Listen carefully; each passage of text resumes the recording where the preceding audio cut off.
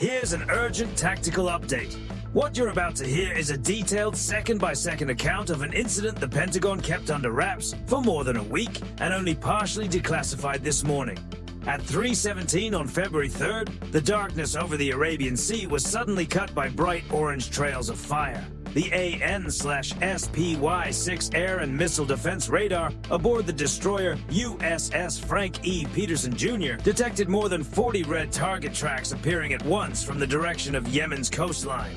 They were moving at roughly Mach 0.95, skimming less than 5 meters above the sea and heading directly toward the aircraft carrier USS Abraham Lincoln. What unsettled the electronic warfare team most was not just the number of incoming objects or their speed, but how difficult they were to classify. Their radar cross-section hovered around just 0.1 square meters, too large to look like civilian drones, yet too small and too inconsistent to fit the profile of standard cruise missiles. For a moment, even Aegis, one of the most advanced automated defense systems in the world, was thrown off. It needed 12 full seconds, 6 times longer than usual, just to decide what it was seeing. That brief delay created a narrow gap, and at least one object may have slipped through it. The commander of the carrier strike group now had only 38 seconds to choose a response. Launching an SM-6 interceptor would increase the chances of a clean intercept, but it would also reveal Aegis radar waveform data to enemy surveillance systems and consume extremely costly munitions against targets that were still not fully identified. Relying only on electronic countermeasures, however, meant gambling with the safety of 5,200 personnel. If even one real weapon got through, the consequences could be severe. A decision was finally made. But the moment the order was carried out, officers realized they may have stepped directly into a carefully prepared trap. And the worst part was not above them in the sky. It was waiting somewhere no one had expected. To understand why the Houthis were willing to launch such a bold operation, we have to step back for a moment. Iran was under enormous pressure, facing one of the deepest crises of the decade. Its currency was collapsing, and by December 2025, the ongoing unrest had already resulted in more than 6,000 reported fatalities. In response, President Trump ordered the USS Abraham Lincoln Carrier Strike Group to urgently shift from the Pacific toward the Gulf, as a clear warning to Tehran not to escalate further against protesters. For Iran, that carrier group was not just a military presence, it was a message. Under that pressure, Tehran needed a countermove that could redirect attention and raise the cost for Washington. The Houthis, its most dependable regional partner in Yemen, were told to act. Just 24 hours earlier, Houthi media had released a short video showing the word "soon" over an image of a burning U.S. aircraft carrier. It was meant as a signal, and this time it was not empty rhetoric. At 3:02, deep in the western valleys of Yemen, Operation Pave Ghost began. No radar systems were activated, specifically to avoid triggering U.S. early warning networks. Instead, targeting data was updated at the last possible moment using reconnaissance satellites and covert surveillance vessels offshore, then loaded directly into inertial navigation systems. 40 unidentified objects lifted off from concealed launch positions in total radio silence. Equipped with improved jet engines, they flew extremely low, maneuvered unpredictably, changed direction repeatedly, and threaded through canyon routes to reduce the chance of detection by satellite radar and to confuse trajectory prediction software. Together, they formed an invisible spear pointed straight at the sea. The Houthi objective was cold and practical. They likely understood that they did not have the firepower to sink a U.S. supercarrier outright. What they needed was a psychological win. One successful hit, one blast on the flight deck, one 10-second clip spreading across social media. That alone could embarrass the U.S. Navy and create political pressure in Washington. In that sense, the Red Sea had become a live testing ground where Iran could probe for weaknesses in the Aegis defense system. And these 40 incoming objects were the harshest trial yet. Back on the command console, with the 38-second timer running down, the CSG-3 commander made a high-risk choice. No missile launch. Instead, he ordered MCON-1, shutting down active radars and masking the fleet's electromagnetic signature. Rather than lighting up the sky with ship-based sensors, he sent the air wing in directly. 2 F-35C stealth fighters from the Black Knights, already on patrol, immediately received combat instructions. Without guidance from the carrier's radar, the pilots switched to the secure MADL data link. That system allowed the aircraft to share and combine targeting information silently, without giving the enemy an opportunity to listen in. The night over the Arabian Sea became a lethal hunting ground. 8 AIM-9X infrared missiles shot from their rails, locking onto the heat signatures of the incoming object's engines and tearing through the leading wave within moments. Then the pilots pushed into aggressive high subsonic dives and switched to guns, with the helmet-mounted display system calculating lead and impact point with extraordinary precision in the dark. 25mm tungsten rounds sliced through the wings of targets, moving close to 1,000 kilometers per hour. In just 95 seconds, 35 of the 40 red tracks vanished from the tactical display. Inside the Combat Information Center, cheers broke out.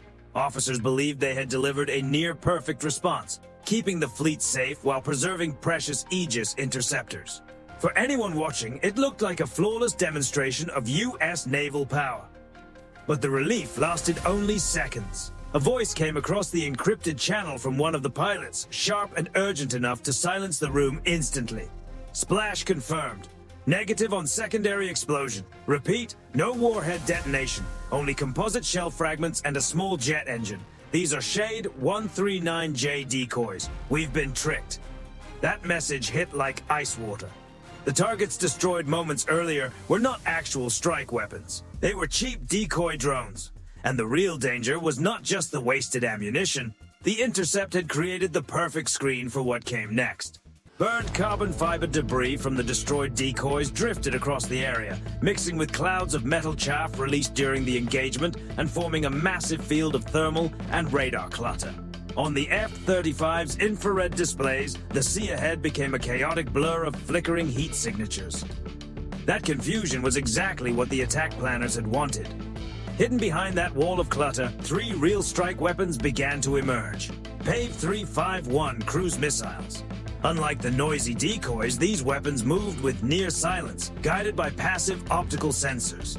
More dangerously, they followed a far more dangerous approach profile. Instead of climbing for a more traditional head-on attack, where long-range interceptors could engage them more easily, they stayed locked at just 3 meters above the water, skimming the waves and driving hard toward the fleet's flank like spears at sea level. At that point, the USS Frank E. Peterson Jr.'s powerful Aegis system found itself at a major disadvantage. Radar coverage was limited by the horizon, worsened by the clutter and debris, and long-range air defense missiles could not reliably lock onto targets flying that low.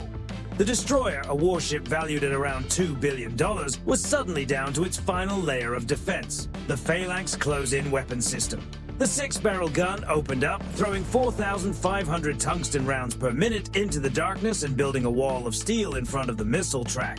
The lead PAVE missile detonated at roughly 400 meters from the ship, and an orange fireball erupted over the water.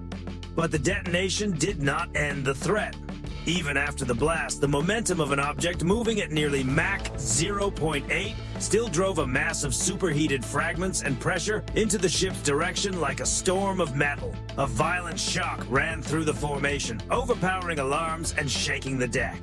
On the starboard side, the SPY-6 phased array radar was shredded by fragments, sending sparks into the night. A major gap had opened in the fleet's defenses, and the Houthis were already preparing the next step. A second salvo was being readied, this time aimed directly at that newly created blind side. The situation was now hanging by a thread. The Peterson's starboard radar was out, leaving that side exposed. Satellite warning systems indicated that enemy crews were reloading. If the fleet stayed locked in a passive gun-based defense, it risked burning through ammunition faster than the attackers burned through missiles. So the CSG-3 commander chose to reverse the game. A new order went out immediately. The 2 F-35s overhead shut down their active radars entirely. Instead, they activated the AN/ASQ-239 Barracuda Passive Electronic Warfare System, searching for one tiny clue: the extremely weak 370 MHz backlink signal coming from the PAVE missiles. And that was the moment the battle entered an even more dangerous phase. And then Viper spotted the hidden danger. On his helmet display, a red marker lit up inside a canyon 120 miles away. The Houthis' main fire control truck. The coordinates were sent to the carrier immediately. Seconds later, an EA-18G Growler electronic warfare jet launched and unleashed a focused, high-power narrowband jamming beam directly onto the newly identified data link frequency. Deep in the valleys of Yemen, Houthi control screens went dark at the same moment. Their communications were cut off, and the missile launchers were reduced to silent blocks of metal. Realizing their position had been exposed, Houthi commanders made one last desperate move. With no guidance link left, they switched all 28 remaining RAD 500 missiles to inertial guidance and fired them in a saturation barrage. A wall of flames burst out of the canyons and raced toward the American fleet. Viper understood immediately that jamming alone would not be enough. The source of the attack had to be eliminated at its origin. His F-35C dropped into a brutal high-G dive, descending below 1,400 feet and plunging into what felt like a valley of no return, where anti-aircraft guns were already waiting. The EOTS targeting system locked onto the command truck as it tried to hide near the cave entrance. Viper fired. The 25mm GAU-22 cannon thundered, sending 181 armor-piercing rounds across the ground and carving a line of fire straight toward the target. A final AM-9X followed. Then came a huge fireball, confirming the truck had been destroyed. But the relief lasted only a moment. A piercing warning tone cut through the cockpit. Two bright streaks rose from below. ESA-24 shoulder-fired missiles racing toward the jet. At the same time, intersecting streams of ZU-23 anti-aircraft fire closed in around him. Viper clenched the stick and pulled hard. The F-35 shot upward in a near-vertical climb, releasing a chain of flares. One missile exploded just behind the tail, and the shockwave slammed the aircraft hard. He escaped by the narrowest margin, with one wing trailing black smoke. By 5 o'clock on February 3rd, dawn was breaking over the Gulf of Aden. All 28 blindly launched Houthi missiles fell into the sea several miles short of the fleet. The USS Abraham Lincoln remained untouched, cutting forward through the water. The Houthis had lost more than 30 drones, 8 valuable cruise missiles, and their entire forward command element. But even this victory came at a price. The destroyer USS Frank E. Peterson Jr., a key part of the Aegis shield, had been badly damaged. Its Spy 6 radar array was completely knocked out and would need at least 72 hours of repair work. More importantly, Iran had gained something it wanted most: data. The strike that damaged the Peterson's radar gave Tehran critical insight into how the Aegis system could be pressured by saturation attacks combined with simple physical disruption.